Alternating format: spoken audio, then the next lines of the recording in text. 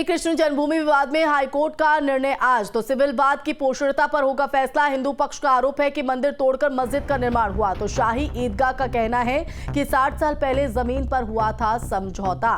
तो आज इस पर फैसला यहां पर आना है। दोनों पक्षों की तरफ से दलीलें पेश की जा रही हैं। संवाददाता मानवेंद्र हमारे साथ फोन लाइन पर जुड़ गए हैं। मानवेंद्र, श्री कृष्ण जन्मभूमि विवाद में हाईकोर्ट का आज फैसले का दिन, बेहद अहम दिन आज रहने वाला है। क्या ताजा अपडेट है? कितने बजे यहां पर सुनवाई होगी? दोनों पक्षों की तरफ से अब तक क्या कुछ दलीलें?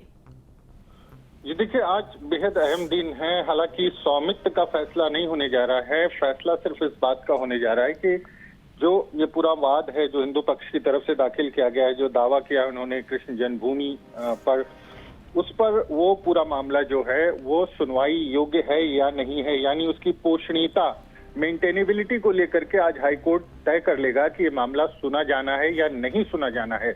और अगर ये मामला सुनवाई होती है तो आगे हिंदू पक्ष के लिए उम्मीदें जो है वो बनी रहेंगी। लेकिन अगर जिस तरह से मुस्लिम पक्ष की तरफ कहा गया है कि प्लेसेस ऑफ वर्शिप एक्ट 1947 से 1991 से ये बार्ड है, यानी कि जो 1947 से पहले जो धर्म स्थल थे उनकी प्रकृति और उनके स्वभाव में कोई परिवर्तन नहीं होगा, ऐसा कहता है प्लेसेस ऑफ वर्शिप एक्ट। और उसके अंतर्गत इस मामले की कोई सुनवाई नहीं हो सकती और ये एक्ट जो है ये लागू हो चुका है, ऐसा मुस्लिम पक्ष का कहना है।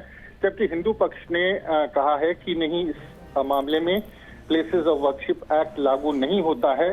और जिस तरह से तमाम प्रमाण प्रस्तुत किए गए, ऐतिहासिक प्रमाण की प्रस्तुत किए गए, तस्वीरें प्रस्तुत की गई और इसके अलावा तमाम इतिहासकारों की पुस्तकों का विवरण दिया गया और ये बताया गया कि इस पर बिल्कुल। और आज इस पर जो फैसला कोर्ट का रहेगा, आगे की राह कहीं ना कहीं इस पूरे केस की तय करते हुए नजर आएगा ये फैसला। फिलहाल बहुत शुक्रिया मानवेंद्र तमाम जानकारी देने के लिए। अतीक और उसके भाई की हत्या से जुड़ी बड़ी खबर, जांच आयोग की रिपोर्ट विधानसभा में होगी पेश। 5 सदस्यीय जांच आयोग की रिपोर्ट होगी पेश। अतीक के बेटे असद और उसके सहयोगी से मुठभेड़ की रिपोर्ट की जाएगी पेश। तो मुठभेड़ की रिपोर्ट भी विधानसभा में रखी जाएगी। जस्टिस राजीव लोचन मेहरोत्रा की रिपोर्ट रखी जाएगी। तो इस वक्त की बड़ी जानकारी, अतीक और उसके भाई की हत्या से जुड़ी बड़ी खबर है। तो जांच आयोग की रिपोर्ट विधानसभा में आज पेश की जाएगी। आपको बता दें कि यूपी विधानसभा के मानसून सत्र का आज चौथा दिन है। सदन की कार्यवाही के दौरान 5 सदस्यीय 5 आयोग की रिपोर्ट जो है वो यहां पर पेश होगी। अतीक के बेटे असद और उसके सहयोगी से मुठभेड़ की रिपोर्ट भी रखी जाएगी। तो आपको बता दें कि जस्टिस राजीव लोचन मेहरोत्रा की रिपोर्ट यहां पर रखी जाएगी। तो जिस तरह से अतीक अहमद और अशरफ का ये एनकाउंटर हुआ था, उसको लेकर सवाल खड़े हो रहे थे। संवाददाता ओवैस अली हमारे साथ फोन लाइन पर जुड़ गए। ओवैस, आज सदन की कार्यवाही का चौथा दिन है। जांच आयोग की रिपोर्ट विधानसभा में आज पेश होगी, अतीक और अशरफ से जुड़ी।